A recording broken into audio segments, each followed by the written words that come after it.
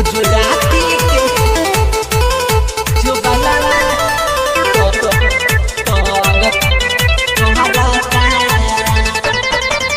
गुजराती के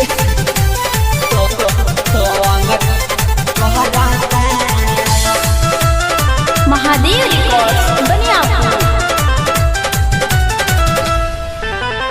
जल्दी आई घरे सजनवा मन करता। अरे भाई जल्दी आई घरे सजनवा मन करता। गुजराती के जो बनवा सुन तंग कहरता। गुजराती के जो बनवा दुनु तंग कहरता। अरे मर गई गुजराती के जो बनवा तंग कहरता। गुजराती के तंग कहरता।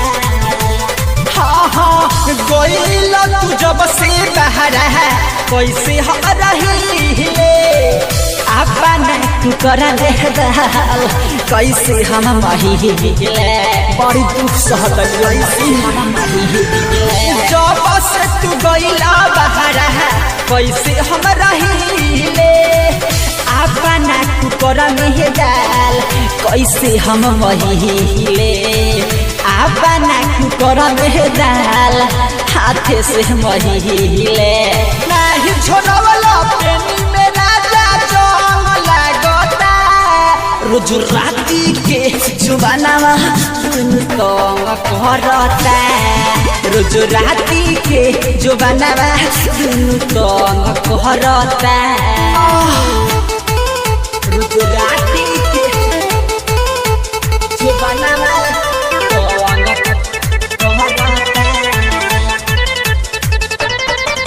गुजराती के जो बनाना तंग कहरता। महादेव रिकॉर्ड्स बनियापुर। कोहियाल रखिया कोहर खाती हम बचा के आब मोटा जाए राजा तू हम कहा के। कोहियाल रखिया पन खाती हम बचा के आब मोटा जाए राजा तनी तू खा के। आब मोटा जाए राजा तू तनी खा के। पांडे अनूप शंकर सचिदाया खमारता। गुजराती के जो बनवा दुनु तंग करता। गुजराती के जो बनवा दुनु तंग कहरता। ओ बर्दाश्त क्यों होत रे माई।